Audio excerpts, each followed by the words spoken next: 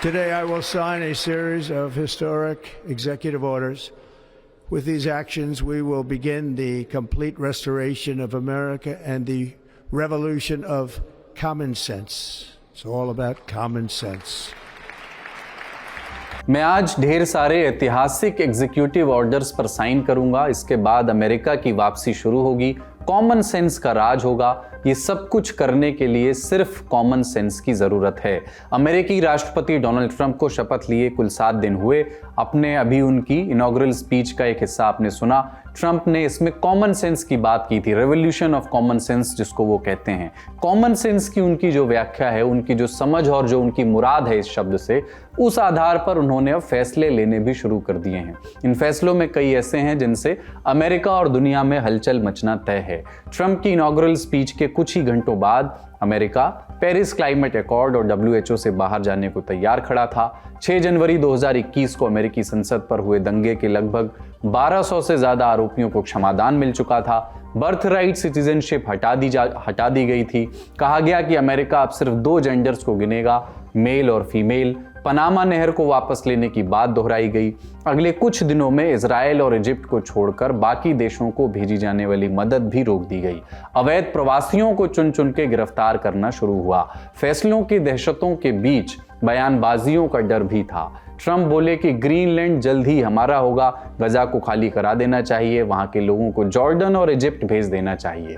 सबसे हालिया मुद्दा है कोलंबिया का। 26 जनवरी को डोनाल्ड ट्रंप ने कोलंबिया पर 25% टैरिफ लगाने की धमकी दी, क्योंकि कोलंबिया अवैध प्रवासियों की प्लेन अपने यहाँ लैंड नहीं होने दे रहा था। मना करने पर ट्रंप ने टैरिफ लगाने की धमकी दी, लेकिन आखिर कोलंबिया को ट्रंप के आगे झुकना पड़ा। तो आज के शो में हम जानेंगे कि ट्रंप ने राष्ट्रपति बनने के बाद अब तक कौन से बड़े फैसले लिए हैं, इन फैसलों का दुनिया पर क्या असर पड़ सकता है, कोलंबिया और अमेरिका के बीच तनातनी की पूरी कहानी क्या है, और आने वाले समय में डोनाल्ड ट्रंप किस तरह के फैसले ले सकते हैं। नमस्ते, मेरा नाम कुलदीप है और आप देख रहे हैं लल्लन टॉप का अंतर्राष्ट्रीय खबरों का रोजाना का कार्यक्रम दुनियादारी, जहां आज चर्चा डोनाल्ड ट्रंप के फैसलों की।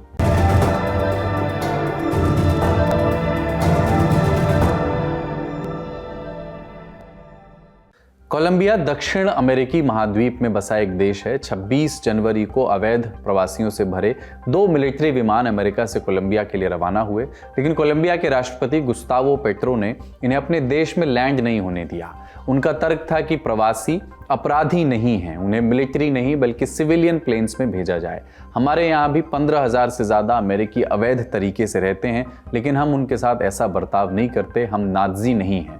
जवाब में डोनाल्ड ट्रंप ने अपना सबसे पसंदीदा हथियार उठाया, कोलंबिया पर 25% टैरिफ लगाने की धमकी दी। बोले 1 हफ्ते में इसे बढ़ा करके 50% तक कर दिया जाएगा। कोलंबिया के लिए ये बड़ा झटका था, क्योंकि अमेरिका उसका नंबर 1 ट्रेडिंग पार्टनर है। इसके अलावा कोलंबियाई सरकार से जुड़े लोगों का वीज़ा बैन कर दिया गया। कोलंबिया के प्रेसिडेंट ने भी जवाबी हमला किया और अमेरिकी सामानों पर 50% टैरिफ लगाने की धमकी दी। प्रवासियों को वापस लाने के लिए अपनी प्रेसिडेंशियल प्लेन तक भेजने को कहा, लेकिन ट्रंप सरकार नहीं मानी। फिर व्हाइट हाउस ने एक बयान जारी किया, लिखा कि कोलंबियाई राष्ट्रपति ने ट्रंप की सारी शर्तें मान ली हैं, अब उन इलीगल एलियंस को मिलिट्री प्लेन से वापस भेजा जाएगा। चौंकी मत, ये तमगा हमने नहीं दिया है, व्हाइट हाउस वाले इन प्रवासियों को इलीगल एलियंस के नाम से बुला रहे हैं। इस बीच ब्राजील ने भी अमेरिका पर प्रवासियों के साथ बुरे व्यवहार का आरोप लगाया है। कहा है कि प्रवासियों की कलाई और टखनों में हथकड़ी लगाई गई। ये दोनों देशों के बीच समझौते की शर्तों का उल्लंघन है। ये तस्वीर आप देखिए, इसे डोनाल्ड ट्रंप की प्रेस सेक्रेटरी ने पोस्ट किया था। इसमें आप देख सकते हैं कि प्रवासियों के कमर में चेन बंधी हुई है, जंजीर बंधी हुई है और उन्होंने हथकड़ी पहनी हुई है। कच्चा तेल, कॉफी और सोना कोलंबिया से अमेरिका में इंपोर्ट किए जाते हैं। कोलंबिया बड़ी मात्रा में अमेरिकी गैसोलीन, मक्का और सोयाबीन इंपोर्ट करता है। अमेरिका का 27% कॉफी इंपोर्ट कोलंबिया से ही आता है। अगर ये टैरिफ लागू होता तो इसका सीधा असर इन सामानों के दाम पर, उनकी कीमतों पर पड़ता और आखिर में अमेरिकी जनता भी इससे परेशान होती। ट्रंप ने ये सब कुछ किनारे रखते हुए टैरिफ लगाने की बात की। हमने जानकार से पूछा कि डोनाल्ड ट्रंप और अमेरिका के विरोधी इस पूरे मामले से क्या समझ सकते हैं। क्या ट्रंप के नए कार्यकाल में बाकी देश लगातार अमेरिका के आगे घुटने टेकते हुए ही नजर आएंगे और जनता को, सरकारों को, तमाम पूरी दुनिया की सरकारों को इस बात को स्वीकार कर लेना चाहिए? डेनमार्क भी पीछे हट रहा है। सुना है कि जो फोन पे कॉन्वर्सेशन हुई थी जनवरी 15 को, वो काफी सख्त थी, पर कैनेडियन ने पीछे हटे। उन्होंने यूरोपियन से भी कहा कि हमारा ये मुद्दा मत उठाना अपनी टॉक्स में अमेरिका के साथ। तो लोग घबरा तो रहे हैं। होंडुरास तो फौरन ही मान गया। मेक्सिको ने शुरू में कुछ शोर किया पर अब चुप है। कनाडा ने भी शुरू में कुछ पुशबैक किया, चुप है। तो लोग पीछे हट रहे हैं। पर अब पुतिन का भी देख रहे हैं कि पुतिन भी कुछ चापलूसी के बयान दे रहे हैं ट्रम्प के लिए। तो अब पर देखना ये कि आगे जाके पुशबैक कितना आता है, कितना धक्का मुक्की होती है, लोग कितना वापस धकेलते हैं। इसमें 4-5 जो है वो देखने लायक होंगे। एक तो कनाडा देखने लायक होगा, एक मेक्सिको, क्योंकि उनके साथ अमेरिका का काफी ट्रेड है, इन दोनों के साथ व्यापार है। ईयू होगा क्योंकि वो ताकतवर भी है, जीडीपी भी है उसके पास और व्यापार भी है। उनका रवैया क्या रहेगा, और वो भी एलाइज थे। और रशिया और चाइना का तो हम समझ ही सकते हैं कि क्या होगा, पर इन एलाइज के साथ देखना पड़ेगा कि क्या पुशबैक है। अभी कह नहीं सकते, फिलहाल तो लोग टेक ही रहे हैं अपने घुटने। कोलंबिया की बात यहीं तक, अब गजा की बात करते हैं। डोनाल्ड ट्रंप ने 25 जनवरी को एक बयान दिया, बोले कि गजा को पूरी तरह साफ कर देना चाहिए, वो बस एक डेमोलिशन साइट है और कुछ नहीं, सब कुछ बर्बाद हो गया है और लोग वहां मर रहे हैं। वहां करीब 15 लाख लोग हैं। मैं चाहता हूं कि इजिप्ट और जॉर्डन उन्हें अपने देश में आने दें। ट्रंप ने कहा कि उन्होंने इस सिलसिले में जॉर्डन के किंग अब्दुल्ला से बात कर ली है और इजिप्ट के राष्ट्रपति के सामने ये प्लान पेश करने वाले हैं। हालांकि ट्रंप ने इस प्लान के बारे में ज्यादा डिटेल्स, ज्यादा ब्यौरे अभी नहीं दिए। ट्रंप के इस बयान पर क्या रिएक्शन आए? हमास ने कहा कि ट्रंप इस तरह के प्लान से दूर रहें जो इजराइल के मकसदों के मुताबिक हैं। वेस्ट बैंक को संभालने वाली फिलिस्तीनी अथॉरिटी पीए ने भी इस बयान की आलोचना की। इसके अलावा इजिप्ट और जॉर्डन ने भी इस प्लान को रिजेक्ट कर दिया है। हालांकि हर कोई इस प्रस्ताव का विरोध नहीं कर रहा। इजराइल के दक्षिणपंथी वित्त मंत्री बेजेलेल स्मोट्रिच इसके समर्थन में हैं। उन्होंने कहा कि वो इसे जितनी जल्दी हो सके लागू करने के लिए काम करेंगे। यूएन के मुताबिक गजा पट्टी के लगभग 60% घर क्षतिग्रस्त हो चुके हैं और इन्हें फिर से बनाने में दशकों लंबा समय लग सकता है। अमेरिका लंबे समय से इजराइल फिलिस्तीन विवाद को लेकर 2 स्टेट सॉल्यूशन के पक्ष में रहा है, जिसके तहत फिलिस्तीन को एक मुल्क का दर्जा मिलने की बात होती है। लेकिन ट्रंप का बयान इसके खिलाफ जाता दिख रहा है। वहीं इजराइल पर यह आरोप लगते रहे हैं कि वो फिलिस्तीनियों को गजा से बाहर पड़ोसी देशों में भेजना चाहता है। इसे इजराइल खारिज करता है, लेकिन बेंजामिन नेतन्याहू सत्तारूढ़ गठबंधन के दक्षिणपंथी गुट इसका समर्थन करते रहे हैं। हमने जानकार से पूछा, गजा को लेकर के ट्रंप के इस बयान को कितनी गंभीरता से लेना चाहिए? मुश्किल लगता है कि ऐसा कभी मुमकिन होगा। तो फिर ट्रंप का मकसद क्या था? मेरी नजर में 3-4 मकसद थे। पहला मकसद ये हो सकता है कि वो टेस्ट करना चाह रहे थे वाटर्स, कि टेम्परेचर कैसा है, कितना पुशबैक मिलता है। दूसरा ये भी हो सकता है कि वो इजरायली चरमपंथियों को, इजरायली राइट विंगर्स को खुश करना चाह रहे थे। तीसरा ये भी हो सकता है अपनी जो डोमेस्टिक इसराइल लॉबी है उसको भी खुश करना चाह रहे थे। वो उस पर निर्भर है काफी हद तक वोट और पैसे के लिए। तो कई मकसद हो सकते हैं और ट्रंप अक्सर इतना सोचते नहीं है बोलने से पहले, उनके ज्यादा फिल्टर तो है नहीं। ये है कि ये आइडिया अब इंट्रोड्यूस कर दिया गया है पब्लिक में। तो एक बार एक आइडिया इंट्रोड्यूस कर दिया जाता है तो एक कॉन्सेप्ट है ओवरटर्न विंडो का, वो शिफ्ट होती है। पर ट्रंप के केस में मुझे नहीं लगता कुछ शिफ्ट होने वाला है, क्योंकि ट्रंप ने इतनी ज्यादा सबसे दुश्मनी पाल ली है, कहीं कोलंबिया से, कहीं डेनमार्क से, कहीं ईयू से, चाइना से, कनाडा से, मेक्सिको से, कि बल्कि अब जो ट्रंप कहते जा रहे हैं उसके जो यकीन करना उस पर, उसकी क्रेडिबिलिटी जिसे कहते हैं, कम होती जा रही है। अब ग्रीनलैंड की बात करते हैं। ट्रंप शपथ लेने से पहले ही ग्रीनलैंड को लेकर के बयान देते आ रहे हैं। 23 दिसंबर को ट्रंप ने कहा कि पूरी दुनिया की सुरक्षा के लिए हम चाहते हैं कि ग्रीनलैंड अमेरिका का हिस्सा बन जाए। फिर 7 जनवरी को उन्होंने इस बात में एक और पहलू जोड़ दिया। उनसे पूछा गया कि क्या वो यकीन दिला सकते हैं कि वो ग्रीनलैंड के खिलाफ सेना का इस्तेमाल नहीं करेंगे। जवाब में ट्रंप बोले, नहीं, हो सकता है कि मुझे सेना की जरूरत पड़ जाए। राष्ट्रपति बनने के बाद उन्होंने अपने मंसूबे फिर से जाहिर किए हैं। 25 जनवरी को उन्होंने डेनमार्क से ग्रीनलैंड का नियंत्रण अमेरिका को सौंपने की अपील दोहराई। ग्रीनलैंड डेनमार्क के अंदर एक ऑटोनोमस कंट्री का दर्जा रखता है, यानी एक स्वायत्त देश, लेकिन head of the state Denmark के राजा ही होते हैं यहाँ। ट्रंप ने कहा कि ग्रीनलैंड के 57,000 लोग हमारे साथ आना चाहते हैं, जबकि डेनमार्क के प्रधानमंत्री मेटे फ्रेडरिक्सेन ने इस हफ्ते की शुरुआत में जोर देकर के कहा था कि ग्रीनलैंड बिकने वाला नहीं है। ट्रंप और ग्रीनलैंड के प्रधानमंत्री के बीच एक फोन कॉल की डिटेल्स भी इन दिनों चर्चा में हैं। फाइनेंशियल टाइम्स ने इस बाबत एक रिपोर्ट छापी थी। रिपोर्ट में लिखा था, ये कहा गया था कि दोनों लीडर्स की कॉल पर बात हुई। इस दौरान ट्रंप ने पूरी आक्रामकता से ये बात दोहराई थी। फिर ये कॉल बहुत बुरी स्थिति में काटी गई थी। ट्रंप ने इसी तरह के बयान कनाडा को लेकर के भी दिए हैं। कार्यकाल शुरू होने के बाद से वो लगातार कनाडा पर टैरिफ लगाने की धमकी दे रहे हैं और उसे अमेरिकी राज्य बनने का न्योता दे रहे हैं। ट्रंप ने कहा है कि कनाडा अमेरिका से ट्रेड पर ज्यादा निर्भर है और अमेरिका के बिना कनाडा को मुश्किलें झेलनी पड़ेंगी, और मैं किसी देश को समर्थन देने के लिए सैकड़ों अरब डॉलर खर्च नहीं करना चाहता जब तक कि वो देश हमारा राज्य ना हो। हमने जानकार से पूछा कि ग्रीनलैंड और कनाडा को लेकर के ट्रंप के दावे जमीनी स्तर पर किस हद तक तर्कसंगत हैं, वो ऐसे बयान देकर के हासिल क्या करना चाहते हैं। देखिए, ये जो कनाडा और ग्रीनलैंड का जो डिमांड है, जो ट्रम्प क्लेम करते हैं कि वो उसको अमेरिका में मिलाना चाहते हैं, ये न तर्कसंगत है, न जमीनी तौर पे पॉसिबल है, न किसी संप्रभुता संपन्न देश को इस तरह खरीद बेच आज के युग में किया जा सकता। पहले होता था, पहले होता आया है। तो ट्रम्प, इसको मैं एक तरह से कहूं, ये एक ब्लस्टर है।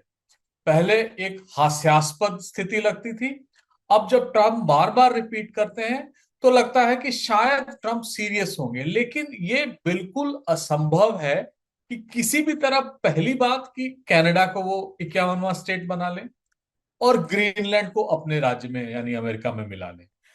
ये एक तरह का मैसेजिंग है पूरे अमेरिका को, खासकर जो उनका अपना कॉन्स्टिट्यूएंसी है जिसको कहते हैं मेक अमेरिका ग्रेट अगेन, कि हम जिसको भी चाहें, जिसको भी जिस पर हमारी नजर पड़े उसको अपने राज्य में मिला सकते हैं। तो ये एक ब्लस्टर है जिसके अंग्रेजी में कहते हैं, यानी वो बोस्ट करते हैं कि हम ऐसा कर सकते हैं। ऐसा बिल्कुल भी संभव नहीं होगा। यूरोपीय देश इसको अपोज करेंगे, जो संप्रभुता संपन्न राज्य हैं वो उसको अपोज करेंगे। और ऐसे युग में जब वो कह रहे हैं यूक्रेन को और रूस को युद्ध खत्म करने के लिए, वो कैसे कह सकते हैं हम टेरिटरी किसी दूसरे राज्य का ले सकते हैं? तो ये न युक्ति संगत है, न तर्क संगत है, न वास्तविकता, ये वास्तविकता से परे है। ट्रंप न्यूज में बने रहना चाहते हैं, ट्रंप ग्लोबल डिसरप्टर की तरह दिखना चाहते हैं, और ट्रंप एक पूरी दुनिया को अमेरिका के नजर से देखना चाहते हैं, जो युक्ति संगत नहीं लगता है किसी को भी। और ट्रंप के जो करीबी हैं वो भी ये जानते हैं कि ये संभव नहीं। जाते जाते ट्रंप के कुछ और फैसलों पर नजर डालते हैं पॉइंट्स में। अमेरिका में 26 जनवरी को देश भर में प्रवासियों की गिरफ्तारी शुरू हुई। अमेरिका में प्रवासियों से जुड़े मामले immigration and customs enforcement ICE जिसको बोलते हैं वो संभालती है।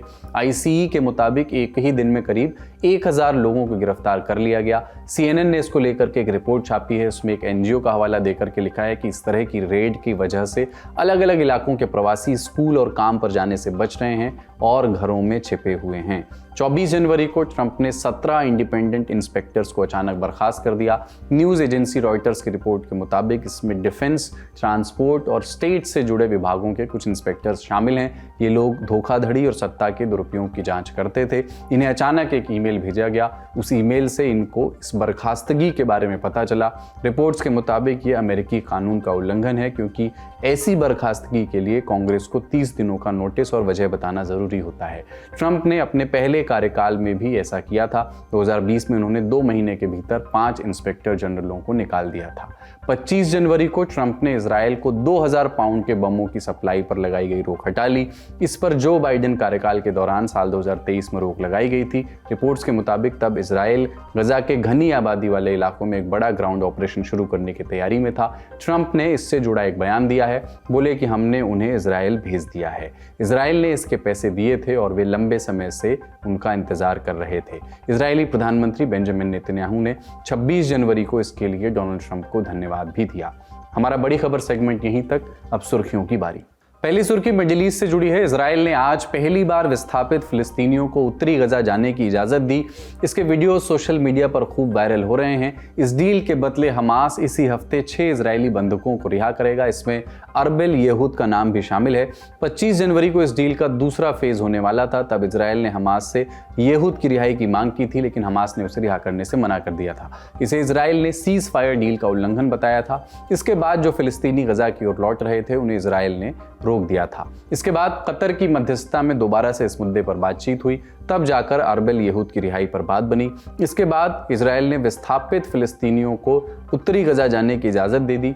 इसी महीने 19 जनवरी को इजराइल और हमास के बीच सीज़फायर डील हुई थी। इसके बाद अब तक 2 फेज़ में हमास ने 7 इजरायली बंधकों को रिहा किया है। पहले फेज़ में 3 महिला बंधकों को, तो दूसरे फेज़ में 4 इजरायली महिला सैनिकों को रिहा किया गया था। इसके बदले इजराइल लगभग 300 फिलिस्तीनियों को रिहा कर चुका है।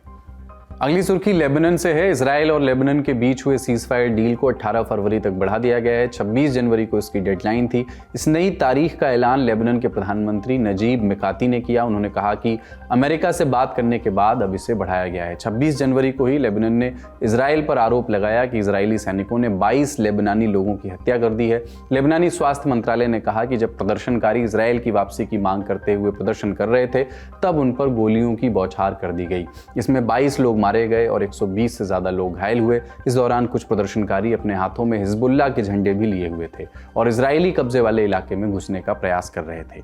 इजराइल और लेबनान के बीच अमेरिका और फ्रांस की मध्यस्थता में नवंबर 2024 में ये डील हुई थी। इसके अनुसार इजरायली सेना को दक्षिणी लेबनान से वापस जाना था, वहीं लेबनान को अपने इस क्षेत्र से हिजबुल्लाह की उपस्थिति को समाप्त करना था, जिसके लिए दोनों को 60 दिनों का समय दिया गया था। लेकिन अब तक ना वहां से इजरायली सेना निकली है और ना ही पूर्ण रूप से हिजबुल्लाह के ठिकानों को खत्म किया गया है। अब दोनों देशों ने एक दूसरे पर डील की शर्तों को पूरा न करने का आरोप लगाया है। आखिरी सुर्खी अमेरिका से है। अमेरिकी जांच एजेंसियां कैलिफोर्निया की जंगलों में लगी आग के कारणों को पता करने में जुटी हुई हैं। बारिश से राहत मिलने के बाद वहां की जंगलों में लगी आग अब शांत हो रही है। हालांकि अब भी कहीं कहीं आग की लपटें उठ रही हैं। 26 जनवरी तक लगभग 84% आग पर काबू पा लिया गया है। हाल ही में अमेरिकी राष्ट्रपति डोनाल्ड ट्रंप ने लॉस एंजलिस क्षेत्र का दौरा किया था। साथ ही आग लगने के कारणों की जांच के आदेश दिए थे। जांचकर्ता आग के पीछे का कारण पता लगाने की कोशिश कर रहे हैं। वे रोजाना लगभग 10 मील का इलाके की छानबीन कर रहे हैं ताकि सबूत खोज सकें। अब तक जांच दल लगभग 235 सबूतों की पुष्टि कर चुका है। आज का दुनियादारी यहीं समाप्त होता है। शुक्रिया, शुभ रात्रि।